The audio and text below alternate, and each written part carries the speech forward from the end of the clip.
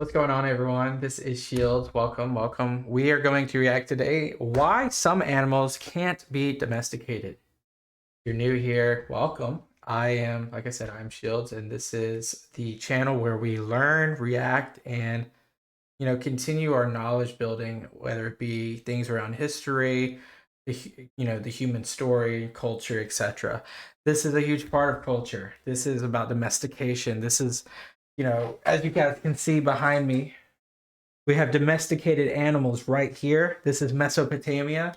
We got some horses from the northern European lands, most likely. We have the sheep.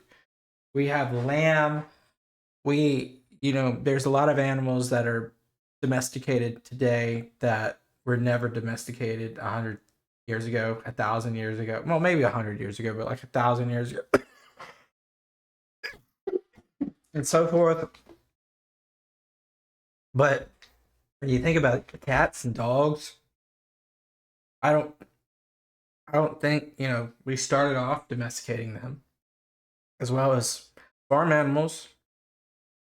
So I'm trying not to sneeze. Okay, I think we're past it. So we're going to react to this video today, and we're going to see what animals cannot be domesticated, why, and what distinguishes that. Let's hope. Of course, this video is by CGP Gray.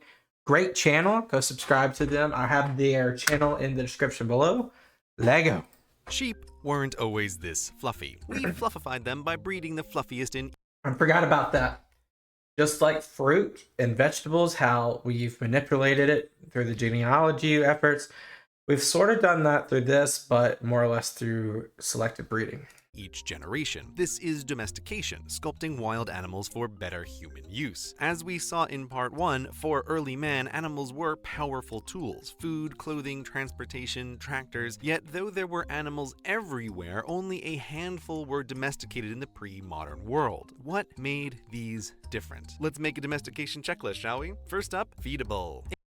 Okay. A cow is a machine that turns grass into steaks, and a tiger a machine that turns steaks into tiger. 10 pounds of grass make a pound of steak, and 10 pounds of steak make a pound of tiger. There we go. But these have the same number of calories, so you might as well just eat the cow and save yourself a lot of work. So pure carnivores, you're not going to domesticate just because of thermodynamics. You're looking for herbivores that aren't picky. They should eat something that's everywhere that you can't eat. Any omnivores better be happy eating whatever and better be super worth it. We are, however, putting the pig before the pen here because first we need to catch something that's friendly. Okay. Friendly. So a herbivore that's not friendly, like the hippo? Okay, obviously catching a carnivore is a bad idea anyway because their day job is murder, but plenty of omnivores like grizzlies moonlight in. Yeah, but I mean, you're teetering on carnivore and like crazy death eater type guy right there. That thing will kill you just by sniffing you. Just by sniffing you, you'll die. Murder. No safety in vegetarians either. Buffalo are terrifying tanks for all the But we do domesticate those specifically in the West, like like Wyoming, Montana, Colorado. Like bison burgers, that bison industry is huge, especially in that area, some of those areas, and then yaks as well. reasons mentioned before. Hippos hold the murder high. I just named you. Don't want to go near this guy. This guy is not a nice guy. Score in Africa. Giraffes look real dorky until you consider their striking range. Lions mostly leave them alone. Animals it would be awesome to domesticate are not coincidentally super dangerous. War bears would be a hell of an advantage for your tribe, but it's not going to happen. That would have been awesome. Oh my god, imagine.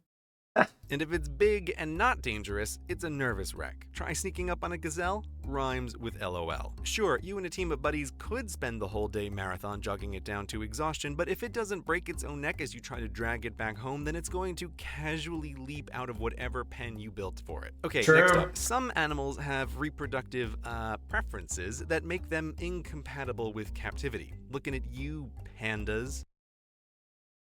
Oof. The time and energy humans have spent to get pandas to get on with it is comical. Hunter-gatherers need an animal so eager to breed it gets How are pandas even not extinct at this point then? it wrong sometimes. Not an animal whose mating seasons they have to keep careful track of. So friendly, feedable, and fecund, it also needs to grow up fast. This Okay. gets us to the heart of domestication versus taming. Again, to domesticate a species is to change it to make it better for us. And Okay. side note here, we domesticate plants as well. We've bred them Yeah, that's what I was talking about earlier. We basically have created like hybrid plants in a lab by genealogy, and they've mutated into things that like just look at wild grapes or wild apples, which is like domesticated grapes or apples. to be monstrous versions of their wild selves. So when hippies talk about going back to nature, they forget that these plants are just as man-made as this Pop-Tart. Anyway, back to the animals. The pig porkification project succeeded because pig generations are shorter than human generations. A Can new pigs every 4 months. single clever human can make porky progress in their lifetime. Compare and contrast elephants. 2 years to make a calf, 5 years in between calves, 9 years until female maturity, Ah, it's just so long, man. 15 years for males? You've got to be kidding, elephants. There's no time for this. But humans can still tame elephants. You can catch an elephant and train it not to freak out around humans, then put it to work. But elephant domestication would require accurate records over several human lives. Never mind that keeping 1 or 2 tamed elephants around is incredibly costly, which is why war elephants only happened on occasion in all That's war elephants. We gotta do a video about war elephants.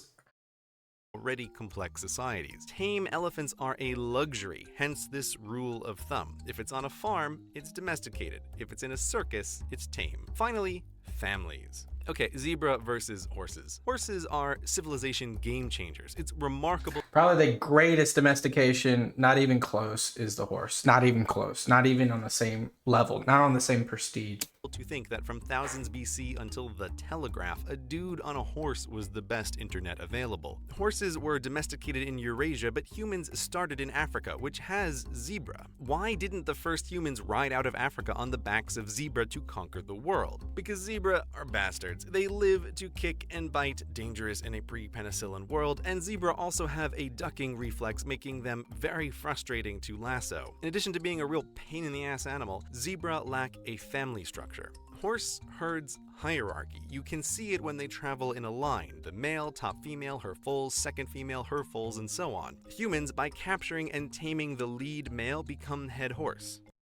And then if everyone else, yeah, follows in suit. Lots of barnyard animals are barnyard animals because they have family values humans exploit. They just grow up with the idea that this human is a funny sort of take-charge cow or whatever. No big deal. Chickens will peck, peck, peck until they've worked out who's top chicken. But you know who's really top chicken? We're top chicken.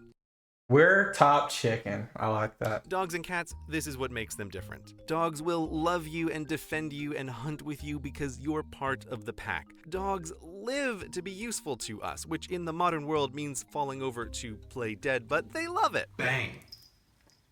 Good girl, good girl. Whereas a cat is a The disparity between cats and dogs. tiny tiger that lives in your house. Okay, back to these guys. For zebra, there's no such thing as society. They hang out in groups because it's a good survival strategy, but they don't really care. Catch a zebra and his family won't follow. Try to ride him and you'll be lucky to keep your fingers. Zebra look like horses on the outside, but not. Anyone ever see the movie Stripes? Came out in like 2006. It was about like a zebra that became a what's it called? Like a Kentucky Derby horse, and it trained and trained and trained, and then it I forgot if it's I think it's called Stripes. So check that movie out if you haven't.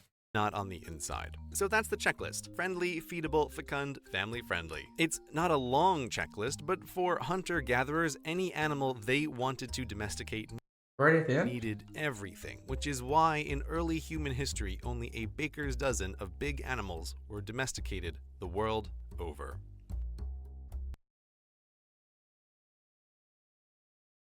Oh, that's just an ad at the end. Oh, I got a bug in the sneeze, Emma. Stop sneezing. I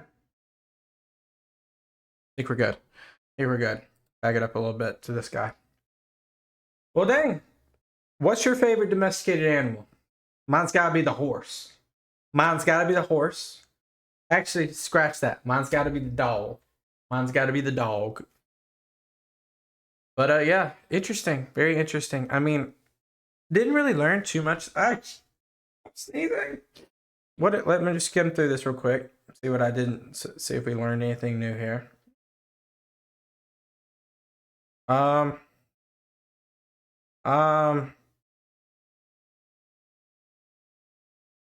learned about the gestation periods of elephants. War elephants. I knew that already though. Yeah. Interesting. I didn't really know. Yeah, that was the concern. I think that was the biggest thing right here is like the zebra thing. I didn't know that that was such a hard thing to domesticate zebras because they were quote unquote a-holes.